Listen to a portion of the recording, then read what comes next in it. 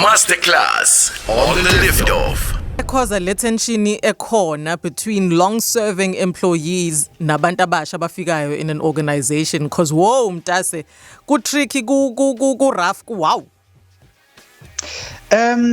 I like to think of it as a breakdown in communication at a touch point level. So which means ngesikhathi abasha behlangana nabadala, right?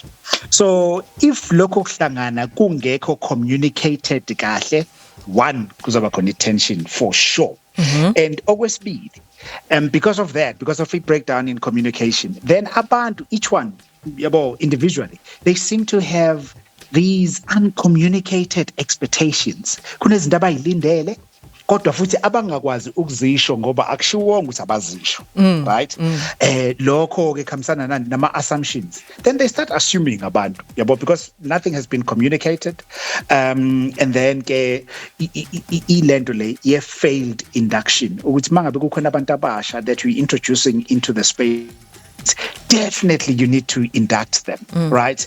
And mawa induct bona ngoba befika kuphela kodwa nalabo abadala you are integrating them into laba basha abafikayo. So if zonke lezi zinto engenzeki, they create a vulnerability which then leads to tension in most cases. I think I'll start from there. All right. So le resistance to abantu abasha abafikayo in an organization, is it really about age, Xolani, or is it more about a fear of change? Because I used to think, intimidation is because laba bafikayo basebancane, laba badala sebeyabona ukuthi I'm a replacement army now, so there's intimidation in there. But I've also noticed it kulaba who are not old ngokweminyaka. Mhlambe 33-year-old is just so mean to umuntu omusha osafikayo, and you don't understand why. So is that really then something that comes down to an age question? Uyabona ngendlela oyibeka ngayo, it says to me it is a bit of both. Okay. Right? The age and the fear of the unknown. It change again. It change. Fear change ngoba vese you don't know ukuthi inezowenzakala after it change. So kuqala lapho, right? Age, obviously, when a younger person comes in, right? A newer, younger employee comes in. The assumption is, well, they're going to come in with revolutionary ideas and innovations, which will be relevant to the future of the organization. So, which means your replacements are there. Yesterday's news. Exactly. I said, right? And then that makes the older employees older, not ngokwe age kuphela. Yes. Yabo. Kodwa ngokuthi umuntu usebelapha mhlawumbe iminyaka emihlanu evile kwemhlanu. But leyo insecurity nokuzizwa befila sengathi ngeke manje sisadingakala after this. Uyabona lonto le. So okunye kwakhona nje largely ku psychological, which I think we're going to explore as siqhubeka nesho. So whose job is it to allay lama insecurities esikhuluma ngawo asuke ekhona kule genge ekade yafika? Umsebenzi wami as umafika izolo, umsebenzi weorganization, internal job akufanele azenzele yona, lo ofila intimidated noma kufanele abone therapist. Who's there to resolve these feelings? Great question, Jebs. Ibona bonke labantu babalayo, right? Okay. Number one, ngikhulume nge-induction. Induction yenziwa ubani? Yenziwa abaphathi abasuke bekhona lapho umqashi, right? Uthi ke ngizovula isimo sokuthi labantu bazane noma bazeke. Okokuqala lokho. Okwesibili ke wena omusha usuya introduce nawe, right? Okay. Hi, Xolani, are you still there? All right, I think we have lost Xolani, but let's take this opportunity and have a breather. Ms. Buya, we continue with who exactly is there to fix part of these problems that pop up mangabe kunabantu abasha abafikayo in an organization that has all this staff. What role do each of us play? Masterclass on the liftoff. Organization iyona mhlambe ekufanele ilekelele on their part with the induction. Eyami ke as umuntu ofikayo irresponsibility ithini na? right, eyakho irresponsibility as umuntu ofikayo kubalulekile to learn how to read the room. Ukwazi ukuyipositiona wena entweni osuyibonile ukuthi mhlambe iorganization nor icompany iyona. Sometimes abantu abafikayo baye bangabi nawo ama break ngizoyibeka kanjalo. You are over eager. Yeah. Over eager ufika ngo180 ispeed sakhe yabo lapho uzocrasha crash and burn. That's what's going to happen, right? And then uthola ukuthi ngoba ufike ngespeed esikhulu laba kade bafika bese beyakubuka nje babuka ukuthi lo uzoshayisa vese kulela khona bese siyamhleka yabona. So leyo nto isuke isidinga ukuthi ke ake kube khona ke manje irresponsibility that is taken by laba abadala ke asebekade bafika enkampanini ekuthenini bakwazi ukunderstand ukuthi hayi ngoba lo usamusha kunezinto ezofanele ayifunde and they take irresponsibility yokuthi bakwazi ukwenza lokho. But lokho, for that to happen, again I will emphasize this, it will need i-management ngempela enamehlo avulekile newaziyo umsebenzi wayo ukuthi uma sikhuluma ngokuhlanganiswa kwabasebenzi nokuhlanganiswa kwabantu nokuhlanganiswa kwamakhono iziphi izinto kufanele zenzeke. Sure. Yeah, no, it's all good and well mangabe wonke ama stakeholders ezokwazi ukuzimanage nokumanage idynamic yawo ngalendlela ochaza ngayo. But I think the reality here for the most part, unfortunately, is that sometimes laba abadala enkampanini bayahluleka ukuziregulate the way that you would expect them to, given the maturity level in the profession that they're in, right? And sometimes that can also move into ispace se-bullying. Usuyisikhwaga wena manje and usebenzisa lokho ukuthi kade wafika la ekhaya as your mhlambe into obambelele kuyona, right? When should the newbies push back ukuthi ayingeke uyangiqhaga ke manje akuseyona indaba yomsebenzi nokuthi ngifike kanjani la ekhaya nokuthi you are insecure because I am now here? This is full on bullying and I am going to push back ke manje. Uyabona, sometimes kubalulekile ukuthi uma ngabe kukhona izinhlelo ezisemthethweni ezenziwe inkampani ezivulela abantu abasha ithuba lokuthi bazi integrate noma ba integrate into i-organization, that's when you adapt. Right, because an opportunity has been formally made available for you to integrate. The moment you start feeling ukuthi engathi my dignity is being deliberately berated or undermined, that's when you push back. Ngoba once kwaqala kwayeka ukuba umsebenzi kwaba personal, that's the line that you need to thread very carefully, yabo. Ngoba most of the time abanye abantu banawo umkhubo ukuthi emsebenzini kuyafikswana nanoma ingayiphi indlela, kodwa zikhona indlela zokufiksana othola ukuthi zinehlaya elikhulu wonke umuntu al-understandayo ngoba ziyingxenye yesiko ye-organization. But mangabe seku beyond isiko, ngalesikhathi umuntu eseqala esenza izinto manje ezikhombisa ukuthi ke use ucrossile ulayini lo ukuthi ngiyakuhlonipha Njabs njengesifiki ngiyakudlalisa amahlaya njalo bese kuya kulokho ekuthenini hayi sekukhona ungakuthandi, sekukhona ungakuhloniphi, sekukhona ukubukela phansi, sekukhona nokucekela. That's when you push back. Wenze njani ngaleyo push back to make sure that you are also following protocol? Do you go to HR? Do you immediately lodge mhlambe a complaint to CCM? Wenze njani? Every company in a police, right? And every company in a code of conduct, right?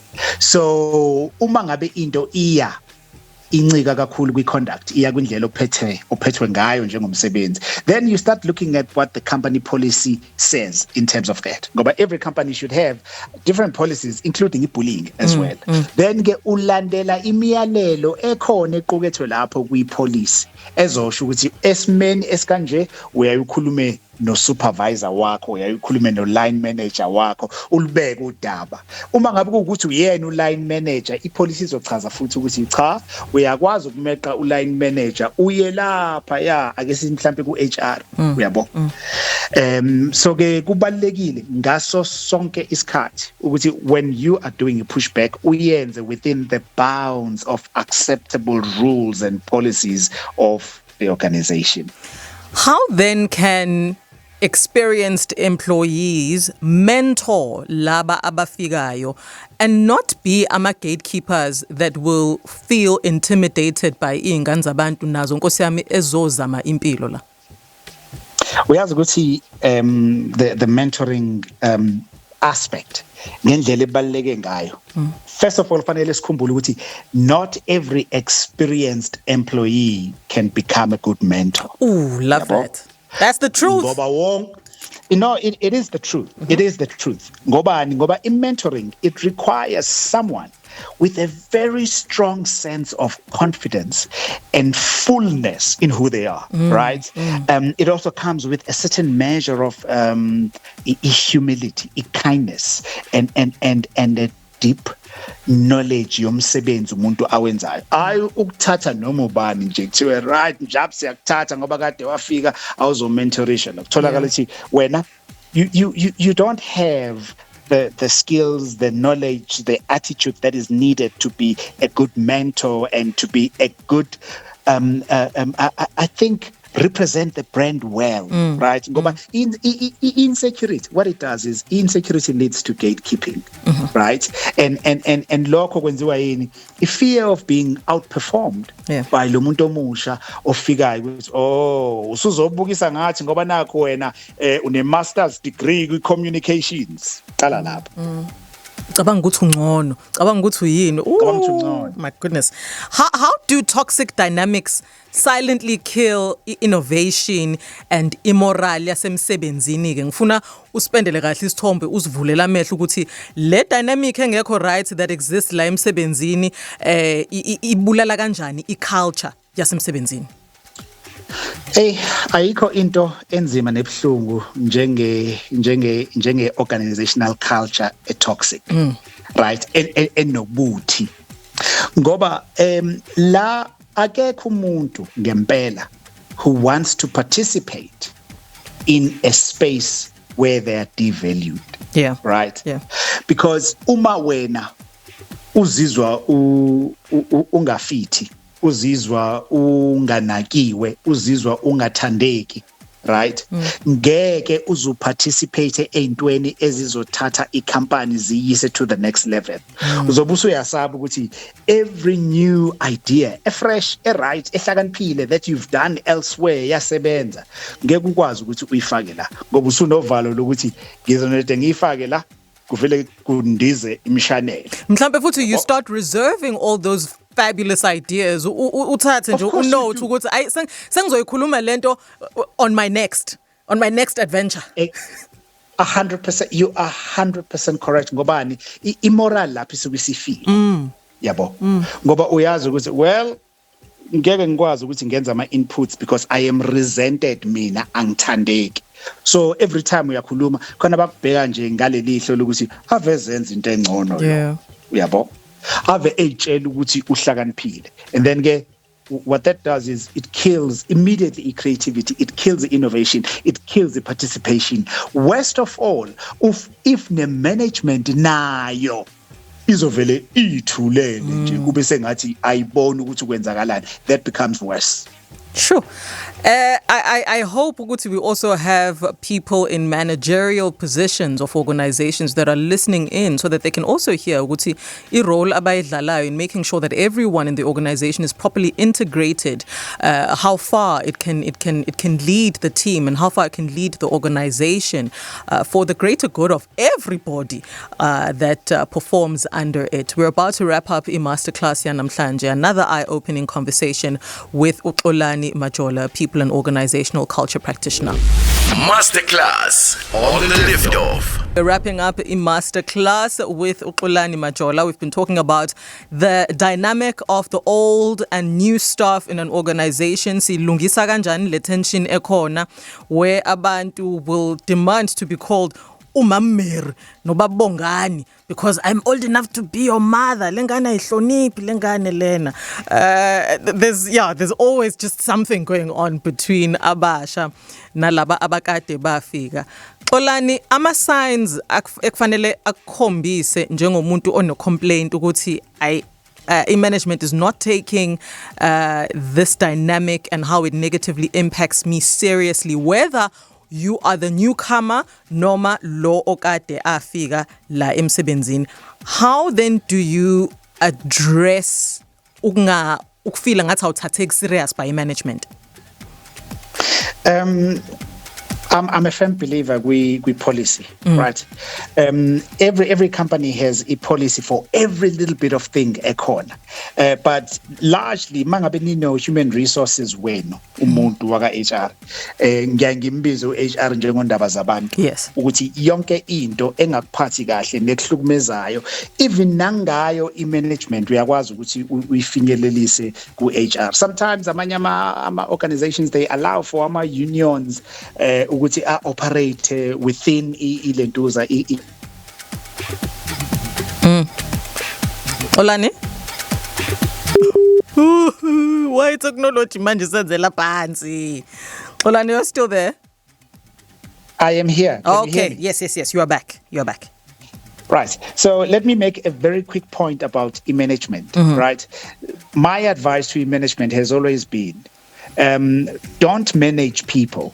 Manage their work environment, right? Okay. So in other words, musukusebenza abantu ungasebenzi umuntu mayemsebenzini sebenza nabantu. So ukusebenza umuntu means you are focusing negatively kumuntu ubheka amaphutha ubheke yonke into ayenzayo. So imanagement kuzofanele ikhule kulolo hlangothi ngoba ezinye zezinto lezo that contribute towards ukuba toxic kwe environment ukuthi abantu abadala nabo bagcine sebezezo be empowered for the wrong reasons, right? So leyo nto leyo ingozi ngalendlela esimangaliso. That is why if you were talking about signs, once management yakhombisa ukuba toxic, then start using the other options that are available to you from a human capital point of view. Got you. Now, sikhuluma about workplaces in the South African context where there are pre-existing issues with race, the age dynamic that we're talking about as well, transformation, qualifications, qualified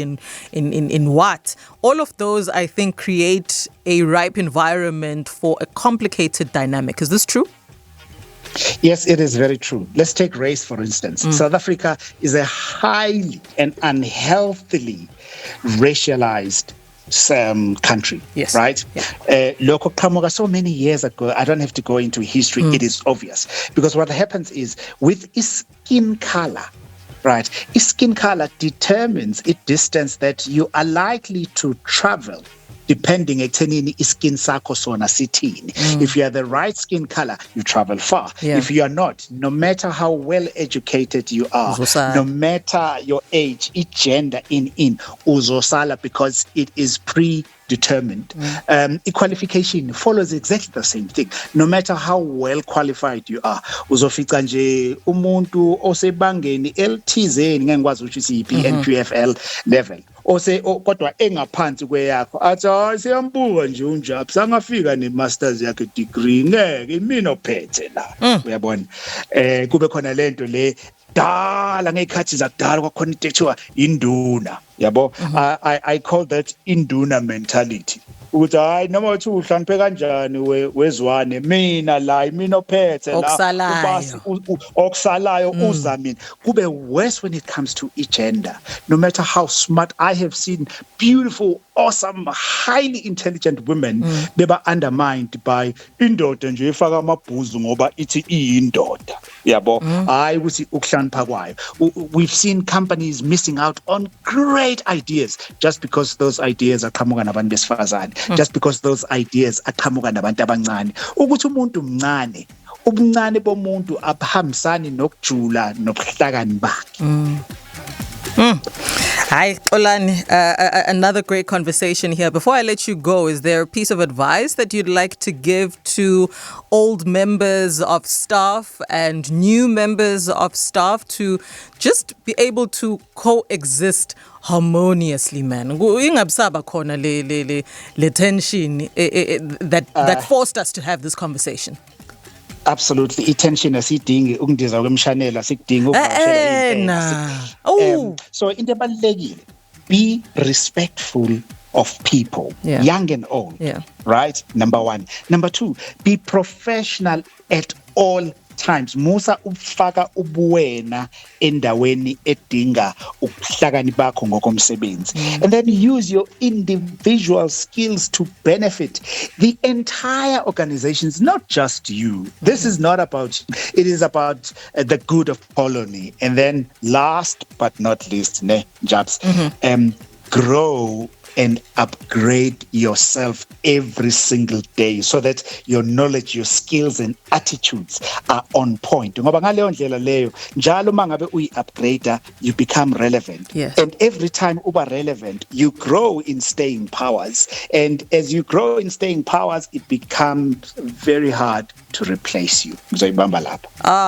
name is Xolani Cleo Majola. You can look him up in Nkundleni Zokuxhumana and on platforms like LinkedIn. It's xolani.cleo.majola on TikTok, Xolani C. Majola on Instagram, Xolani Majola on LinkedIn. Siyabonga kakhulu Mfoka Majola. Have a fantastic day. Until next time. Thank you. Gagasi FM.